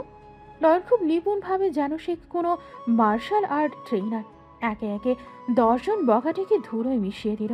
মেলার মানুষ অবাক হয়ে দেখছে এই সাধারণ ফুচকাওয়ালার শক্তি আর তেজ। মেয়ের স্তব্ধ হয়ে দাঁড়িয়ে আছে। সে নয়নের চোখে আজ এক রাজকীয় আভা দেখতে পাচ্ছে। শুভ মাটিতে পড়ে কাতরাতে কাতরাতে বলে, তুই তুই কে রে? আমি ওর ফুচকাওয়ালা। এরপর যদি ওকে বিরক্ত করিস তবে জ্যান্ত পুঁতে ফেলবো। হঠাৎ করে আকাশ কালো হয়ে এলো। কালবৈশাখী ঝড়ের সাথে ঝমঝম করে বৃষ্টি নামলো। মেলার মানুষ ছোটাছুটি শুরু করলো। নয়ন মেহেরের হাত ধরলো। মেহেরের হাত বরফের মতো ঠান্ডা। নয়ন তাকে টান দিয়ে মেলার এক কোণে একটা বড় আম গাছের নিচে নিয়ে এলো। দুজনেরই বৃষ্টির ছাপটায় ভিজে একাকার। তুমি তুমি এভাবে মারপিট করতে জানো? রাস্তায় চলতে গেলে এসব শিখতে হয় আপা। তোমার চোখে ওটা কি ছিল? তুমি কি সাধারণ কেউ নও? আমি সাধারণই আপা। আপনার বিপদে আমি ছাড়া আর কেউ ছিল না, এটাই সত্যি। কেন করলে এসব? আমি তো তোমাকে সবসময় অপমান করি। অপমান আপনি আমাকে করেননি আপা, করেছেন নিজেকে। আপনার ভেতরে যে কষ্ট আছে সেটা আমি চিনি। মেহের এবার আর কোনো রুক্ষ কথা বলল না। সে প্রথমবারের মতো নয়নের চোখের অতল গহীনে তাকিয়ে থমকে গেল। ওই চোখে কোনো ঘৃণা নেই, বরং আছে সমুদ্রের মতো বিশাল এক ভালোবাসা। বৃষ্টির শব্দে চারপাশ নীরব হয়ে গেছে। শুধু দুজনের নিঃশ্বাসের শব্দ শোনা যাচ্ছে। তোমার হাত কাঁপছে কেন? আপনার হাতটা অনেক ঠান্ডা হয়ে গেছে তাই। নয়ন, তুমি কি কোনোদিন আমাকে ছেড়ে যাবে? আমি তো আপনার ছায়া হয়ে আছি মেহের। ছায়া কি শরীর ছেড়ে কোথাও যায়? মেয়ের হঠাৎ নয়নের বুকের কাছে এগিয়ে এলো। সে বুঝতে পারছে না কেন এই সাধারণ ছেলেটার ওপর তার এত ভরসা হচ্ছে। বৃষ্টির ফোঁটাগুলো তাদের ওপর ঝরে পড়ছে, যেন প্রকৃতি তাদের এই অসমাপ্ত মুহূর্তটিকে আড়াল করতে চাইছে। মেহেরের চোখের জল বৃষ্টির সাথে মিশে একাকার হয়ে গেল। আজ তার মনে হচ্ছে এই বিশাল শহরে সে আর একা নয়। নয়ন আলতো করে মেহেরের মাথায় হাত রাখল। সে মনে মনে বলল, মেহের, তোমার বাবার অন্ধকার অতীত আর তোমার এই রহস্যময় অসুখ, সব থেকে আমি তোমাকে মুক্ত করব। এশিয়ার টপ বিলিয়নিয়ার নয়ন খান আজ শুধু তোমার জন্য এই বৃষ্টির রাস্তায় দাঁড়িয়ে আছে। কিছুক্ষণ পর বৃষ্টি একটু কমতেই নয়ন বলল, গাড়িটা অপাশে আছে, আপনি যান, বান্ধবীর অপেক্ষা করছে। তুমি আসবে না? আমি তো এখানেই থাকবো, আমার ভ্যানটা ওখানেই আছে। কাল আবার আসবে তো? আপনি ডাকলে ফিরে আসবো মেহের। মেহের ধীর পায়ে হেঁটে গাড়ির দিকে চলে গেল। সে বারবার পেছনে ফিরে তাকাচ্ছিল। নয়ন বৃষ্টির মধ্যে স্থির হয়ে দাঁড়িয়ে রইল। তার মন বলছে লড়াইটা এখন শুধু মাত্র শুরু হলো। আশফাক সাহেবের অন্ধকার অতীত আর মেহেরের অসুস্থতার পেছনে যে বড় ষড়যন্ত্র আছে তা তাকে এবার দিনের আলোর মতো পরিষ্কার করতে হবে। মেলায় সেই বৃষ্টির দুপুরে মেহেরকে বাঁচানোর পর নয়নের মন এক অদ্ভুত অস্থিরতায় আচ্ছন্ন হয়ে আছে। সে তার ফার্ম গেটের ছোট মেসের জানালার পাশে বসে বাইরের ইলশেগুড়ি বৃষ্টি দেখছিল। ঠিক তখন তার পুরনো ফোনটা বেজে উঠল। স্ক্রিনে ভেসে উঠল মা লেখাটি। নয়ন বুক ভরে একটা নিঃশ্বাস নিয়ে ফোনটা রিসিভ করল। আসসালামু আলাইকুম মা, কেমন আছো? ওয়ালাইকুম আসসালাম বাবা, তুই কেমন আছিস? অনেকদিন তোর কোনো খবর পাই না। আমি ভালো আছি মা, অফিসের কাজে একটু ব্যস্ত ছিলাম তো, তাই ফোন দিতে দেরি হয়েছে। তোর বাবা সকাল থেকে খুব ছটফট করছে রে, বারবার শুধু তোর নাম নিচ্ছিল। বাবার শরীর কি আবার খারাপ হয়েছে? ডাক্তার কি এসেছিল? ডাক্তার তো এসেছিল, বলল হার্ট ব্লকটা বাড়ছে, ওনাকে সিঙ্গাপুর নিয়ে যাওয়ার কথা বলছে সবাই। তুই কি একবার আসতে পারবি বাবা? মা, আমি তো ওখানে একটা বড় প্রজেক্টে আটকে আছি, তুমি চিন্তা করো না, আমি আকাশকে বলে সব ব্যবস্থা করছি। টাকা পয়সা দিয়ে তো সব হয় না বাবা, তোর বাবা তোকে একবার চোখেই দেখতে চাইছে। তুই বড় বিজনেসম্যান হয়েছিস ঠিক আছে, কিন্তু আমাদের কাছে তো তুই সেই ছোট্ট নয়ন। আমি জানি মা, আমি চেষ্টা করছি যত দ্রুত সম্ভব কাজ শেষ করে ফেরার। তোর বাবা বলছে তোকে ছাড়া ও অপারেশন থিয়েটারে যাবে না, তুই আসবি তো? মা, আমি কথা দিচ্ছি আমি আসবো, তুমি বাবাকে বলো একদম চিন্তা না করতে। মা ফোন রাখার পর নয়ন পাথরের মতো বসে রইল। এদিকে তার জন্মদাতা পিতার মৃত্যুর সাথে পাঞ্জা লড়ছেন, অন্যদিকে মেহেরের জীবন এক অদৃশ্য সুতোর উপর জুড়ে আছে। নয়ন জানে সে এখন ফিরে গেলে মেহেরের এই রহস্যময় পরিস্থিতির সমাধান কেউ করতে পারবে না। সে তার রেইনকোটটা গায়ে জড়িয়ে বেরিয়ে পড়ল। গন্তব্য গুলশানে মেহেরের বাড়ি। রাত তখন 11টা। গুলশানের রাস্তাগুলো শান্ত। মেহেরদের বিশাল ডুপ্লেক্স বাড়ির উল্টো দিকের ফুটপাতে একটি ল্যাম্পপোস্টের নিচে দাঁড়িয়ে আছে নয়ন। বৃষ্টিতে তার রেইনকোট ভিজে একাকার। সে এক দৃষ্টিতে তাকিয়ে আছে তিনতলার ওই বারান্দাটার দিকে, যেখানে মেহেরের ঘরের আলো জ্বলছে। মেহের তখন বারান্দার গ্রিল ধরে বাইরের অন্ধকার দেখছিল। হঠাৎ তার নজরে পড়ল রাস্তার ওপাশে দাঁড়িয়ে থাকা মূর্তিটি। এই ছেলেটা এখানে কেন? এই বৃষ্টি তো ওভাবে দাঁড়িয়ে আছে কেন? মেহেরের রুমের লাইট নিভিয়ে অন্ধকারের আড়ালে দাঁড়িয়ে নয়নকে পর্যবেক্ষণ করতে লাগলো। তার বুকটা ধরফর করছে। সে ফুচকাওয়ালাকে সে তুচ্ছ তাচ্ছিল্য করে, আজ কেন যেন তাকে দেখে মেহেরের চোখে জল চলে এলো। নয়ন, তুমি কি পাগল? কেন ভিজে ভিজে আমাকে দেখছো? নয়ন যেন মেহেরের উপস্থিতি টের পেল। সে আলগা করে মাথাটা তুলল। মেহের দ্রুত আড়ালে সরে গেল, কিন্তু তার মন মানছে না। মেহের আবার উকি দিল। সে দেখলো নয়ন তার ব্যাগ থেকে একটা ছোট প্যাকেট বের করে গেটের পাশে রাখলো, তারপর দ্রুত পায়ে অন্ধকারের মধ্যে মিলিয়ে গেল। মেহেরার নিজেকে আটকে রাখতে পারল না। সে ছাতা নিয়ে নিচে নেমে এলো। হালিমা খালা, গেটটা খুলো তো। এই বৃষ্টিতে কোথায় যাবেন আপা? একটু দরকার আছে, তুমি খোলো। গেট খুলতে মেহের সেই প্যাকেটটা তুলে নিল। ভেতরে এক প্যাকেট ফুচকা আর একটা ছোট চিরকুট। চিরকুটে লেখা, শরীর খারাপ হলে তেঁতুল জল খাবেন না, শুধু ফুচকা খাবেন। আপনার জন্য ওষুধ পাঠিয়েছি আরজুর হাতে, সাবধানে থাকবেন। মেহেরের দু চোখ বেয়ে জল ঝরতে লাগলো। এই সাধারণ ছেলেটা তার এত যত্ন কেন করে? সে কি তবে এই ছদ্মবেশী ছেলেটার মায়ায় পড়ে যাচ্ছে? কিছুদিন পরে মেহের হঠাৎ করেই সিদ্ধান্ত নিয়েছে সে বান্দরবান যাবে। তার জীবনে জমা হওয়া পাহাড় সমান কষ্টগুলোকে নীলগিরির মেঘে উড়িয়ে দিতে চায় সে। তিশা আর রিয়াকে নিয়ে সে রওনা দিল। তবে এবার তাদের সাথে কোনো দামি ড্রাইভার নেই। আরজু নয়নের হয়ে একজন নতুন ড্রাইভার ঠিক করে দিয়েছে, যে লোকটির নাম রতন। আসলে রতন আর কেউ নয়, নয়ন খান নিজেই। মুখে ঘন দাড়ি, গোঁফ, মাথায় একটা টুপি আর চোখে সস্তা চশমা। নয়নের গলার স্বর আজ অনেক ভারী। গাড়ি নীলগিরির আঁকাবাঁকা পথ বেয়ে ওপরে উঠছে। জানালা দিয়ে পাহাড়ের বুক চিরে মেঘ উকি দিচ্ছে। ড্রাইভার সাহেব, গাড়িটা একটু সাবধানে চালান, ওই রাস্তাগুলো খুবই বিপজ্জনক। জি ম্যাম, পাহাড়ি রাস্তা তো একটু সাবধানে চালাতে হয়। রতন ভাই, আপনি আগে কখনো বান্দরবন এসেছেন? অনেকবার এসেছি আপা, পাহাড়ের সাথে আমার পুরনো পরিচয়। পাহাড় কি মানুষের কথা শুনতে পায় রতন সাহেব? পাহাড় কথা শুনে না ম্যাম, পাহাড় মানুষের দীর্ঘশ্বাস গিলে ফেলে। আপনি তো বেশ গুছিয়ে কথা বলেন। ড্রাইভিং করতে করতে মানুষের কথা শুনতে শুনতে এসব শিখে ফেলেছি ম্যাম। মেহের দেখ, আকাশটা কত নিচে নেমে এসেছে। হ্যাঁ, মাঝে মধ্যে মনে হয় জীবনটা যদি ওই মেঘের মতোই ছোট হতো। জীবন ছোট নয় ম্যাম, আমরা বাঁচতে শিখি অনেক দেরিতে। আপনি এই কথাটা কেন বললেন? মানুষ যখন মনে করে তার সব শেষ, তখন সে জীবনের আসল মানে বুঝতে পারে। তার আগে আমরা সবাই শুধু দৌড়াই। আপনার কি মনে হয় আমার সময় শেষ হয়ে আসছে? সময় কার শেষ আর কার শুরু সেটা শুধু উপরওয়ালা জানেন ম্যাম। আমাদের কাজ হলো শেষ মুহূর্ত পর্যন্ত লড়ে যাওয়া। মেহের আর কথা বাড়ালো না। সে জানালার বাইরে তাকিয়ে রইল।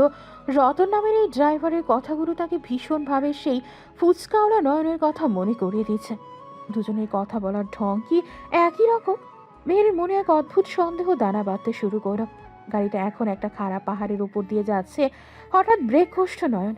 সামনে এক বিশাল পাথর পড়ে রাস্তা বন্ধ হয়ে আছে। ও নো, এখন কি হবে? আপনারা ভেতরে বসুন, আমি দেখে আসছি পাথরটা সরানো যায় কিনা। আমিও আসছি আপনার সাথে। না ম্যাম, বাইরে বৃষ্টি হচ্ছে, আপনার শরীর খারাপ করবে। আপনি আমার শরীরের চিন্তা কেন করছেন? আপনি জাস্ট আপনার কাজ করুন। নয়নের কথা না বাড়িয়ে নেমে গেল। সে বৃষ্টির মধ্যে ভিজে পাথরটা সরানোর চেষ্টা করতে লাগলো। তার গায়ের পেশিগুলো ফুলে উঠছে। মেহের গাড়ি থেকে নেমে নয়নের পাশে গিয়ে দাঁড়ালো। সে দেখলো নয়নের হাতের কবজিতে একটা ছোট জন্মচিহ্ন। ঠিক একই রকম চিহ্ন সে সেই ফুচকাওয়ালা নয়নের হাতেও দেখেছিল। রতন সাহেব, আপনার চশমাটা একটু খুলবেন? কেন ম্যাম? চশমায় তো ময়লা জমেছে, আমি পরিষ্কার করে নিচ্ছি। আমি বলেছি চশমাটা খুলুন। আপনার চোখ দুটো আমি দেখতে চাই। নয়ন বুঝতে পারলো মেহের তাকে চিনে ফেলেছে। সে কৌশলে কথা ঘুরিয়ে দিল। ম্যাম, পাথরটা সরেছে, তাড়াতাড়ি গাড়িতে উঠুন, না হলে 10 নামতে পারে। মেহের গাড়িতে ফিরল ঠিকই, কিন্তু তার মনে এখন তোলপাড় শুরু হয়েছে। এই ড্রাইভার আর সেই ফুচকাওয়ালা কি একই মানুষ? আর যদি একই মানুষ হয় তবে সে কেন এভাবে ছদ্মবেশ নিয়ে তার পিছু পিছু ঘুরছে? পাহাড়ের চূড়ায় যখন গাড়িটা পৌঁছালো তখন সূর্য ডুবছে। রক্তিম আকাশে মেঘের খেলা চলছে। মেঘের বারান্দায় দাঁড়িয়ে পাহাড়ের দিকে তাকিয়ে বিড়বিড় করল, নয়ন, তুমি যেই হও না কেন, আমাকে বাঁচানোর এই চেষ্টা তুমি ছেড়ে দাও। তুমি তো এক চলন্ত চিতা, যে নিজেকে নিজেই পুড়িয়ে ছাই করে দিচ্ছে। নয়ন তখন দূরে দাঁড়িয়ে ফোনে ভিকিকে বলছিল, বিকি, মেহেরের ডায়েরি থেকে আমি জানতে পেরেছি ওর বাবা ওকে স্লো পয়জন দিচ্ছে। আর দেরি করা যাবে না, আমাদের নীলগিরি থেকেই অ্যাকশন শুরু করতে হবে। রাত নামছে পাহাড়ে। নিস্তব্ধ জঙ্গল আর ঝিঝি পোকার শব্দের মাঝে শুরু হতে যাচ্ছে এক নতুন লড়াই। মেহেরকে কি গায়েব নয়ন পারবে নয়নের মৃত্যুর হাত থেকে বাঁচাতে, নাকি পাহাড়ের এই কুয়াশার সব সত্যি হারিয়ে যাবে চিরতরে? পরদিন সকালবেলা নীলগিরির আকাশে তখন রক্তিম বর্ণ ধারণ করেছে। মেঘের দল পাহাড়ের গায়ে আসছে পড়ছে। মেহের একটি বড় পাথরের ওপর একাকী বসে আছে। তার কোলের ওপর সেই পুরনো কাঠের বক্সটি। তিশা আর রিয়া কিছুটা দূরে ছবি তোলা ব্যস্ত। ড্রাইভার রতন ওরফে নয়ন গাছের আড়ালে দাঁড়িয়ে তীক্ষ্ণ নজরে মেহেরকে পর্যবেক্ষণ করছে। মেহের কাঁপা কাঁপা হাতে বক্সটি খুলল। ভেতরে ডায়েরির পাতা থেকে ছিঁড়ে নেওয়া ছোট ছোট ভাঁজ করা চিরকুট। সে এক এক করে চিরকুটগুলো পড়তে শুরু করলো। তার চোখের জল গড়িয়ে চিরকুটের কালিতে মিশে যাচ্ছে। একটি চিরকুট পড়ে ফিস ফিস করে বলে, আজ আরও একটা দিন পার হলো। সবাই মনে করে আমি খুব দামি দামি শাড়ি আর গহনা ভালোবাসি, কিন্তু কেউ জানে না এই জৌলুসের নিচে একটা জ্যান্ত মরা মানুষ বাস করে। আমি চাই না কেউ আমাকে মনে রাখুক। আমি যখন থাকবো না, আমার ঘরের জানলার পর্দাগুলো যেন পুড়িয়ে ফেলা হয়, যেন আমার অস্তিত্বের কোনো চিহ্ন অবশিষ্ট না থাকে। নয়ন আড়াল থেকে মেহেরের অস্ফুট স্বর শুনতে পাচ্ছিল। তার বুকটা হাহাকার করে উঠল। মেহের আরেকটি চিরকুট হাতে নিল। ভালোবাসা পাওয়ার যোগ্যতা আমার কোনো দিন ছিল না। মা চলে যাওয়ার পর আমি বুঝেছি এই পৃথিবীটা খুব নিষ্ঠুর। আমি কেন সবার সাথে খারাপ ব্যবহার করি? কারণ আমি চাই ওরা আমাকে ঘৃণা করুক। আমি মরে গেলে যেন কারো চোখে এক ফোঁটা জল না আসে। ঘৃণা করলে বিচ্ছেদটা সহজ হয়, কিন্তু ওই ফুসকাওয়ালা ছেলেটা, ও কেন আমার সব ঘৃণা সহ্য করে আমার পাশে আছে? ওর চোখের ওই মায়া আমাকে দুর্বল করে দেয়। আমাকে শক্ত থাকতে হবে, আমাকে একাই চলে যেতে হবে। চিরকুটগুলো পড়া শেষ করে মেহের আকাশের দিকে তাকালো। তার চেহারা ফ্যাকাশে হয়ে গেছে। হঠাৎ সে বুকের বাম পাশে হাত দিয়ে কুঁকড়ে গেল। তার শ্বাস নিতে কষ্ট হচ্ছে। নয়ন, তুমি কি আসবে? আমার খুব ভয় করছে। কথাটি শেষ করার আগে মেহেরের মাথা ঘুরে গেল এবং সে পাথর থেকে গড়িয়ে নিচে পড়ে যাচ্ছিল। নয়ন বিদ্যুৎ বেগে ছুটে এসে মেহেরকে হাত বাড়িয়ে ধরে ফেলল। মেহের ততক্ষণে জ্ঞান হারিয়েছে। ও মাই গড, মেহের, রতন ভাই কি হয়েছে ওর? তিশা আপা, জলদি গাড়ির চাবি আনুন, ওকে এখানে নিচে নামাতে হবে। মেহেরের শরীর তো বরফের মতো ঠান্ডা হয়ে গেছে। রতন ভাই, আপনি ওর পালস পাচ্ছেন? পাচ্ছি, কিন্তু খুব ক্ষীণ। আপনারা ঘাবড়াবেন না। রিয়া আপা, আমার পকেট থেকে রুমালটা বের করুন তো। নয়ন মেহেরকে কোলে দূরে গাড়ি দিকে দৌড়াচ্ছিল। ঠিক তখনই তার পকেট থেকে ওয়ালেটটা নিচে পড়ে গেল এবং ভেতর থেকে তার আসল আইডি কার্ডটা বেরিয়ে এলো। তিশা নিচু হয়ে কার্ডটা তুলে নিল। কার্ডের উপরে বড় অক্ষরে লেখা নয়ন খান, চেয়ারম্যান ও CEO, the NK group, Singapore and Dhaka. Riya, এদিকে দেখ, এটা কি? নয়ন খান, এশিয়ার টপ বিলিনিয়ার। আমাদের ড্রাইভার রতন ভাই কি তবে এই লোক? আর ওই ফুচকাওয়ালা নয়ন, তার তার মানে ওই শুরু থেকে আমাদের সাথে ছিল? কার্ডটা দিন তিশা আপা, এসব পরে কথা হবে, আগে মেয়েরকে বাঁচাতে হবে, ওর সময় নেই। তিশা আর রিয়া বিস্ময়ে কথা হারিয়ে ফেল। তারা দেখলো এক সাধারণ ড্রাইভারের কণ্ঠে এখন দাপুটে রাজার হুকুম। নয়ন মেহেরকে পেছনের সিটে শুইয়ে দিয়ে নিজেই স্টিয়ারিং ধরল। পাহাড়ি আঁকাবাঁকা পথে গাড়িটি ঝড়ের গতিতে ছুটতে শুরু করলো। পরের দিন নীলগিরি থেকে হেলিকপ্টারে করে মেহেরকে নিয়ে আসা হয়েছে ঢাকার অ্যাপোলো হাসপাতাল। হাসপাতালের ভিআইপি করিডোর এখন নিস্তব্ধ। মেহের আইসিইউতে, বাইরে তিশা, রিয়া আর মেহেরের বাবা আশফাক সাহেব বসে আছেন। ঠিক তখন ডাক্তার চৌধুরী বেরিয়ে এলেন আইসিইউ থেকে। ডাক্তার, আমার মেয়ের কি হয়েছে? আশফাক সাহেব, আপনি তো আগে থেকেই জানতেন মেহেরের কন্ডিশন, ওর ব্রেন টিউমার, এখন লাস্ট স্টেজে, বাঁচার সম্ভাবনা 5%-এরও কম। কিন্তু আমি তো আপনাকে টাকা দিয়েছিলাম সব ম্যানেজ করতে। টাকা দিয়ে রোগ ঠেকানো যায় না। আপনি ভুল চিকিৎসার, ভুল ওষুধের মাধ্যমে ওর ক্ষতি বেশি করেছেন। ঠিক এই সময় করিডোরের শেষ প্রান্ত দিয়ে হেঁটে আসছিলেন দামি স্যুটে আবৃত নয়ন খান। তার পেছনে 10 থেকে 12 জন বডিগার্ড এবং বিশেষ নামী 5 জন ডাক্তার, যারা এইমাত্র সিঙ্গাপুর থেকে প্রাইভেট জেটে করে ল্যান্ড করেছেন। হাসপাতালের পুরো স্টাফ এই অভাবনীয় দৃশ্য দেখে থমকে দাঁড়িয়ে গেল। আশফাক সাহেব নয়নকে দেখে আকাশ থেকে পড়েন। নয়ন খান, আপনি এখানে কেন? আর আপনার পরনে এইসব কি? আপনার ড্রাইভার রতন আর ফুচকাওয়ালা নয়ন আজ তার আসল রূপে ফিরে এসেছে আশফাক সাহেব। তার মানে তুমি শুরু থেকেই আমার উপর নজর রাখছিলে? নজর আপনার উপর নয়, আমি মেহেরকে পাহারা দিচ্ছিলাম, যার জীবন আপনি নিজের স্বার্থের জন্য শেষ করে দিতে চেয়েছিলেন। মিস্টার নয়ন, আমরা মেহেরকে সারপ্রাইজ করাতে পারছি না। চুপ করুন। এই যে ডাক্তাররা আমার পেছনে দাঁড়িয়ে আছেন, এদের নাম সারা পৃথিবী জানে। এদেরকে আমি সিঙ্গাপুর আর সুইজারল্যান্ড থেকে নিয়ে এসেছি।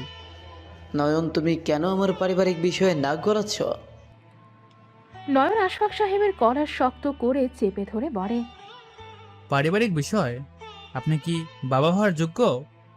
নিজের মেয়ের অসুস্থতাকে পুঁজি করে সম্পত্তির হিসেব করছেন? এই নয়ন খানের সাম্রাজ্যের কাছে আপনার সম্পত্তি ধুলাবালি মাত্র। ছাড়ো আমাকে, আমি পুলিশ ডাকবো। ডাকুন পুলিশ, কিন্তু মনে রাখবেন টাকা দিয়ে আপনি সব কিনতে পারেন, কিন্তু মেহেরের ভালোবাসা আর ওর হাসি কোনোদিনও আপনার নসিবে জুটবে না। আমি আমার সব সম্পদ, এই এনকে গ্রুপ, আমার $1 বিলিয়ন ব্যাংক ব্যালেন্স সব লিখে দেব মেহেরের এক মুহূর্তের হাসির জন্য। আপনি পারবেন সেটা? তুমি পাগল হয়েছ? হ্যাঁ, আমি ওর প্রেমে পাগল। যে মেয়েটা আমাকে রাস্তার দুলু মনে করে অপমান করত, তার প্রতিটা গালিতে আমি আমার জন্য ভালোবাসা খুঁজে পেতাম, কারণ আমি জানতাম ওই মেয়েটা শুধু একটু আশ্রয়ের জন্য কাঁদছে। নয়ন আশফাক সাহেবকে ধাক্কা দিয়ে সরিয়ে দিল। আইসিইউর কাচের দেয়ালের ওপাশে শায়িত মেহেরের দিকে সে করুণ চোখে তাকালো। মেহেরের মুখে অক্সিজেন মাস্ক, চারিদিকে যান্ত্রিক শব্দের কর্কশ ধ্বনি। নয়ন কাচের ওপর হাত রাখলো। মেহের, তোমাকে মরতে দেব না। তোমাকে কথা দিয়েছিলাম না, তোমার সব অন্ধকার আমি সরিয়ে দেব। আজকের এই রাতটি তোমার জীবনের শেষ অন্ধকারের রাত হবে। নয়ন ভাই, আমাদের মাফ করে দেবেন। আমরা মেহেরের সাথে আপনাকেও অনেক ভুল বুঝেছি। আপনারা ওর বন্ধু ছিলেন। মেয়ের যখন সুস্থ হবে তখন ওকে বলবেন ওর সেই ফুচকাওয়ালা আজও ওর জন্য তেঁতুল জল নিয়ে দাঁড়িয়ে আছে। রাত বাড়ছে। হাসপাতালের করিডোরে কান্নার করুণ সুর গুঞ্জরিত হচ্ছে। নয়নের নির্দেশে বিদেশি ডাক্তাররা আইসিইউতে প্রবেশ করেন। শুরু হলো এক দীর্ঘ এবং জটিল লড়াই। একদিকে মৃত্যু, অন্যদিকে এক বিলিয়নিয়রের জেদি ভালোবাসা। মেহেরের বাবা করিডোরের এক কোণে একা দাঁড়িয়ে রইলেন, যার বিপুল সম্পত্তি আজ একজন মেয়ের প্রাণের কাছে অতি তুচ্ছ হয়ে গেছে। আকাশ থেকে বিদ্যুৎ চমকাচ্ছে। ঢাকার ব্যস্ত শহর আজ মেহেরের জন্য থমকে গেছে। নয়ন আইসিইউর সামনে জায়নামাজ বিছিয়ে বসে পড়ল। সে জানে এই মুহূর্তে তার কোটি কোটি টাকা কোনো কাজে আসবে না, একমাত্র স্রষ্টাই পারেন মেহেরকে ফিরিয়ে দিতে। হে আল্লাহ, তুমি ওকে ফিরিয়ে দাও, বিনিময়ে আমার সব নিয়ে নাও। আমি মেহেরকে ছাড়া এই পৃথিবীর রাজা হতে চাই না। করিডোরে তখন শুধু নয়নের কান্নার শব্দ আর ঘড়ির কাঁটার টিকটিক শব্দ বাজছে। জীবনের এক অদ্ভুত মোড়ে এসে দাঁড়িয়েছে সবাই, যেখানে পরিচয় আর আভিজাত্য সব মিলেমিশে একাকার হয়ে গেছে। সেই রক্তহীন করা হাসপাতালের রাতের পর 3 সপ্তাহ কেটে গেছে। আজ ঢাকা শহরের অভিজাত বঙ্গবন্ধু আন্তর্জাতিক সম্মেলন কেন্দ্র এক রাজকীয় সাজে সেজেছে। এশিয়ার শীর্ষ ধনী এনকে গ্রুপের নতুন চেয়ারম্যানের অভিষেক অনুষ্ঠান আজ। দেশি বিদেশি সংবাদ মাধ্যম, নামী সব ব্যবসায়ী আর আমলাদের ভিড়ে চারপাশ গম গম করছে।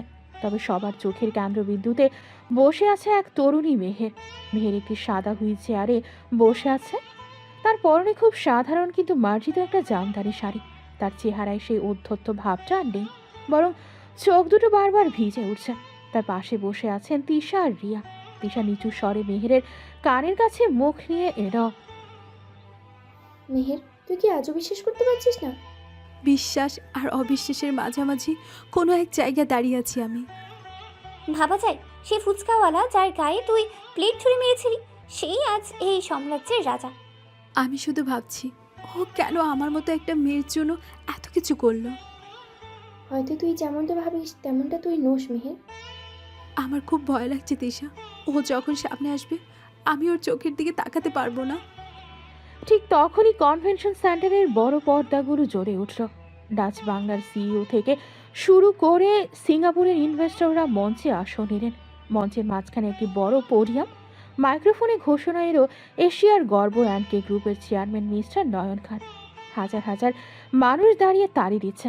সবাই আশা করছিল দামি কোনো ইতালিয়ান স্যুট পরে এক রাজপুত্রের মতো কেউ মঞ্চে আসবে, কিন্তু পর্দা সরে যেতেই পুরো হলরুম নিস্তব্ধ হয়ে গেল। মঞ্চে যে ছেলেটি দাঁড়িয়ে আছে তার পরনে কোনো দামি স্যুট নেই। তার গায়ে সেই পুরনো মলিন নীল রঙের ফতুয়া, পায়ে সাধারণ চটি, ঠিক যেমনটা তাকে ধানমন্ডির সেই ফুচকার ভ্যানের সামনে দেখা যেত। নয়ন মাইক্রোফোনটা হাতে নিল। তার শান্ত কিন্তু গভীর চাহনি পুরো হল রুমে পিনপতন নীরবতা নিয়ে এলো।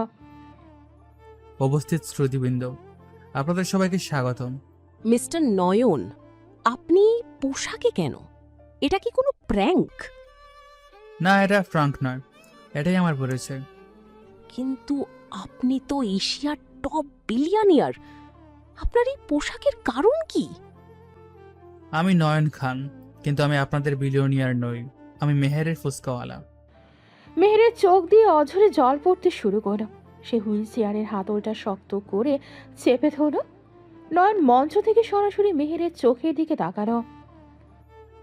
টাকা মানুষকে পরিচিতি দেয় ঠিকই, কিন্তু মানুষ চেনা যায় তার শ্রম আর চোখের বাসা দিয়ে। আমি এই 6 মাস রাস্তায় দোলই কাটিয়েছি শুধু একটা মানুষকে বুঝতে, এমন একটা মানুষকে যাকে তার আপনজনরাই পর করে দিতে চেয়েছিল। নয়ন, আর কত কাঁদাবে আমাকে? আজ আমি আপনাদের সামনে একটা বড় পর্দায় ফাঁস করতে এসেছি।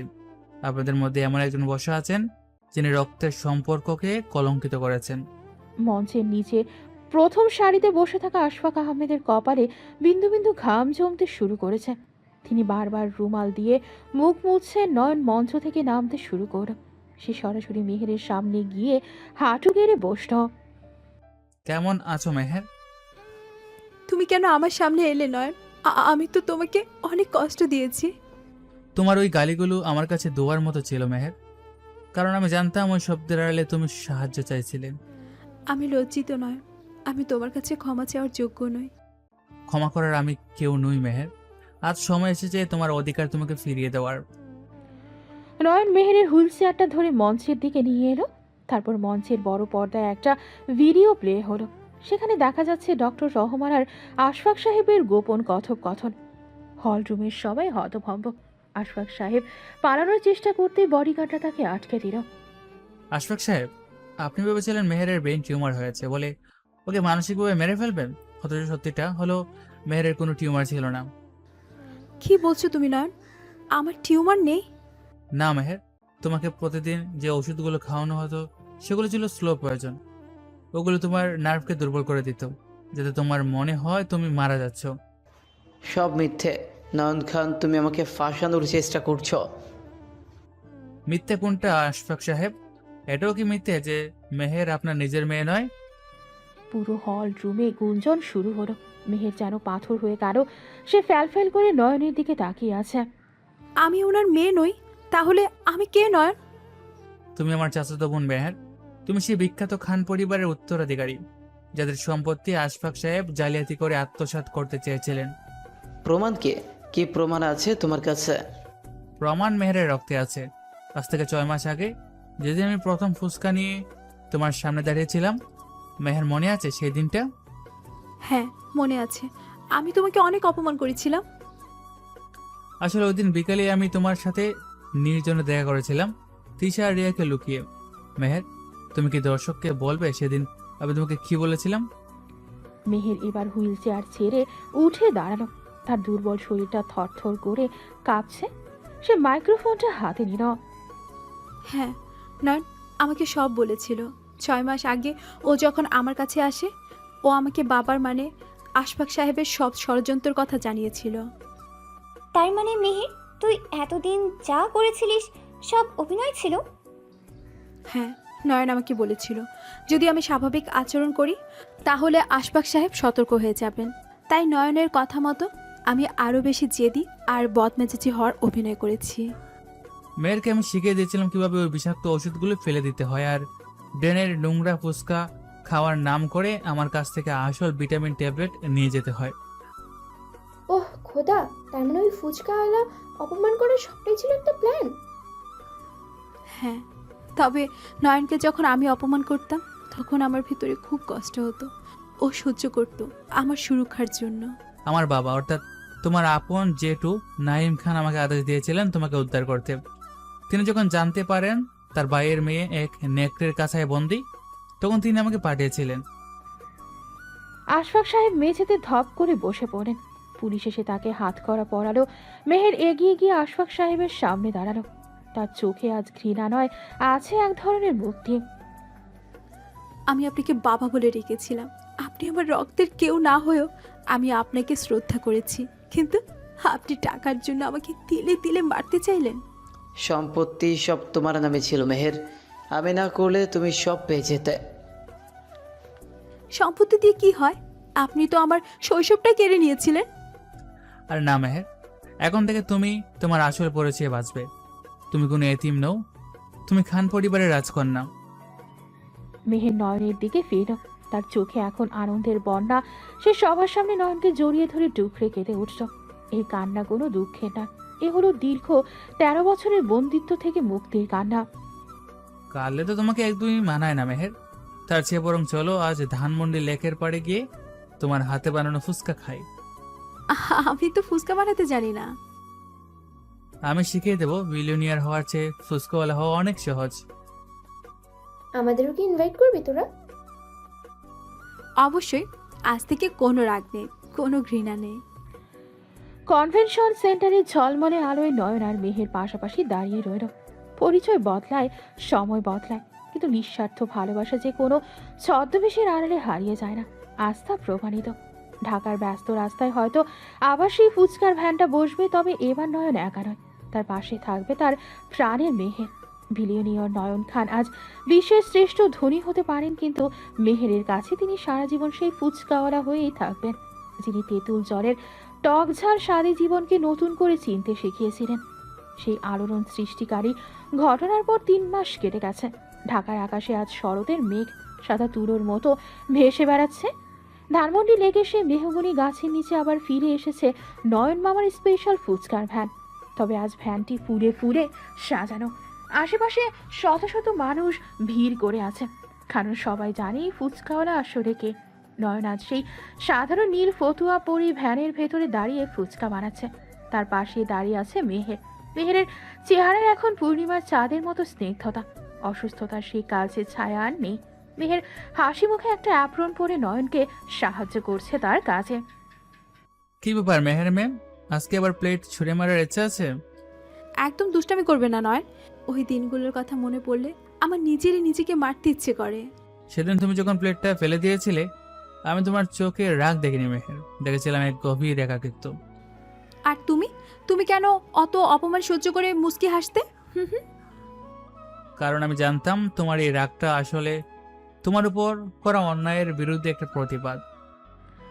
মেহের আলতো করে একটা ফুচকা তুলে নিল। সে খুব যত্ন করে সেটিতে আলুর পুর ভরো, তারপর তেঁতুল জলে ডুবিয়ে নয়নের মুখের সামনে ধরো। আশেপাশে থাকা হাজার হাজার মানুষ তখন তালি দিচ্ছে, কেউ কেউ মোবাইলে ভিডিও করছে। এই নাও, আজ আমি তোমাকে খাইয়ে দেব। নয়ন ফুচকাটা মুখে নিয়ে চোখ বন্ধ করে স্বাদ নিল। দারুণ হয়েছে। এখনো কি ফুচকার স্বাদ বাজে নয়ন, যেমনটা আমি বলতাম? এখন এই ফুচকার স্বাদ পৃথিবীর সব দামি রেস্টুরেন্টের খাবারের চেয়েও অনেক বেশি। জানতাম এইটাই বলবে। এটা আসলে শুধু ফুচকা নয় নয়ন, এটা আমাদের লড়াইয়ের সাক্ষী। তুমি জানো মেহের, এই কয়েক মাস আগে যখন আমি এখানে একা দাঁড়িয়ে থাকতাম, তখন ভাবতাম কবে তুমি এই ভ্যানের ভিতরে আমার পাশে দাঁড়াবে। আর আমি ভাবতাম এই সাধারণ ছেলেটা কেন আমার জীবনে একটা ধ্রুব তারার মতো আটকে আছে। মেহেরের চোখে জল চিকচিক করছে। বিলিনীয় নয়ন খানের রাজকীয় পরিচয় আজ এই ফুচকার ভ্যানের ধোঁয়ায় ঢাকা পড়ে গেছে। সাধারণ মানুষের ভালোবাসার কাছে এই ঐশ্বর্য অতি তুচ্ছ। বিকেলের আলো নিভে আসছে, লেকের পাড়ে ভিড় একটু কমেছে। নয়ন আর মেহের লেকের ধারের একটি বেঞ্চে পাশাপাশি বসে আছে। নয়নের হাতে এক কাপ চা, মেহের নয়নের কাঁধে মাথা রেখে শান্ত হয়ে বসে আছে। নয়ন, বাবা মানে আশফাক সাহেবের এখন কি অবস্থা? ওনার বর্তমান ঠিকানা এখন কাশিমপুর কারাগার। ওনার বিরুদ্ধে জালিয়াতি, বিষ প্রয়োগ আর হত্যার চেষ্টার মামলা চলছে। বিচার শুরু হয়েছে। উনি কি একবারও আমার কথা জিজ্ঞাসা করেছেন? না মেহের, ওনার চোখে কোনো অনুশোচনা নেই। উনি শুধু আক্ষেপ করছেন যে কেন ওনার প্ল্যানটা সফল হলো না। মানুষ টাকার জন্য এত অন্ধ হতে পারে? আমি তো ওনাকে সত্যিই বাবা বলে জানতাম। টাকা নয় মেহের, ক্ষমতার লোভ মানুষকে দানব বানিয়ে দেয়। এখন সময় এসেছে তোমাকে সবটা পরিষ্কার করে বলার। হ্যাঁ নয়ন, ওই 20 বছর আগের রহস্যটা আজও আমার কাছে ধোঁয়াশা। আসলে কি হয়েছিল তখন? শোনো তবে, আমার বাবা নাইম খান আর তোমার বাবা নাদিম খান ছিলেন যমজ ভাই। আমাদের খান ম্যানশন ছিল এই শহরের আভিজাত্যের প্রতীক। আশফাক সাহেব ছিলেন বাবার ছোটবেলার বন্ধু, যাকে বাবা নিজের ভাইয়ের মতো বিশ্বাস করতেন। তারপর বিশ্বাসঘাতকতাটা কখন শুরু হলো? 20 বছর আগে, যখন তোমার বাবা নাদিম খান এক রহস্যময় গাড়ির দুর্ঘটনায় মারা যান। সেটা দুর্ঘটনা ছিল না মেহের, সেটা ছিল আশফাক সাহেবের সাজানো হত্যাকাণ্ড। তোমার বাবা মারা যাওয়ার পর সব সম্পত্তি তোমার নামে উইল করা ছিল, কিন্তু তুমি যখন মাত্র 3 বছরের শিশু। তার মানে আশফাক সাহেব আমাকে পালক নিয়েছিলেন সম্পত্তির লোভে? ঠিক তাই। আমার বাবাকেও তিনি শহর ছাড়তে বাধ্য করেছিলেন এক মিথ্যা মামলায় ফাঁসিয়ে। বাবা তোমাকে সাথে নিতে চেয়েছিলেন, কিন্তু আশফাক সাহেব তোমাকে জিম্মি করে রেখেছিলেন। বাবা সিঙ্গাপুরে গিয়ে শূন্য থেকে শুরু করলেন এবং এনকে গ্রুপ তৈরি করেন। আর তুমি কেন ফুসকাওয়ালা হলে? বাবা আমাকে সবসময় বলতেন, নয়ন, আমাদের রক্ত মেহের ওই নরকে বড় হচ্ছে, ওকে উদ্ধার করতে হলে সরাসরি আক্রমণ করলে চলবে না। তাই আমি 6 মাস আগে এখানে আসি। আমি জানতাম আশফাক তোমাকে তিলে তিলে মারছে, যাতে তোমার সব সম্পত্তি তার নিজের নামে হয়। কিন্তু ওই যে তুমি বলেছিলে আমাকে সব বলে দিয়েছিলে, সেটা কবে? মনে আছে একদিন তুমি খুব রাতে গুরুস্থানে গিয়েছিলে, যখন আমি প্রথম তোমাকে অনুসরণ করি? হ্যাঁ মনে আছে, আমি সেদিন খুব কাঁদছিলাম। ওই রাতে আমি তোমার ঘরে জানালার গ্রিল দিয়ে ঢুকেছিলাম। তুমি ভয় পেয়েছিলে। আমি তোমাকে আমার বাবার দেওয়া সেই পুরনো পারিবারিক ছবিটা দেখিয়েছিলাম। তোমার মনে আছে? তুমি ছবিটা দেখে আমার জড়িয়ে ধরেছিলে। হ্যাঁ, ওই মুহূর্ত থেকে আমার অভিনয় শুরু হয়েছিল। আমি বুঝেছিলাম এই পৃথিবীতে আমার একমাত্র আপন মানুষ তুমি। তুমি আমাকে বলেছিলে ওষুধগুলো ড্রেনে ফেলে দিতে। হ্যাঁ, আমি জানতাম ওই ওষুধগুলো তোমাকে পাগল বানিয়ে দিচ্ছিল। ডক্টর রহমান আর আশফাক মিলে তোমাকে মানসিকভাবে অসুস্থ প্রমাণ করতে চেয়েছিলেন। আমি শুধু তোমার দিকে তাকিয়ে ওই কয়েকটা মাস কাটিয়ে দিয়েছি নয়ন, না হলে আমি কবে হার মেনে নিতাম। এখন আর কোনো ভয় নেই মেহের। খান ম্যানশন এখন আবার আমাদের। আমাদের শিকড় আমরা ফিরে পেয়েছি। সময় গড়িয়ে যায়। নয়ন খান তার বিশাল সাম্রাজ্যের একটা বড় অংশ চ্যারিটি ফাউন্ডেশনে দান করে দিয়েছেন। ঢাকার রাস্তায় এখন অ্যানকে গ্রুপের স্ব হাসপাতাল গরিব মানুষের বিনামূল্যে চিকিৎসা হয়। নয়ন এখন ব্যবসায়িক মিটিংয়ে কম যান, তার বদলে তিনি সময় কাটান মানুষের সাথে।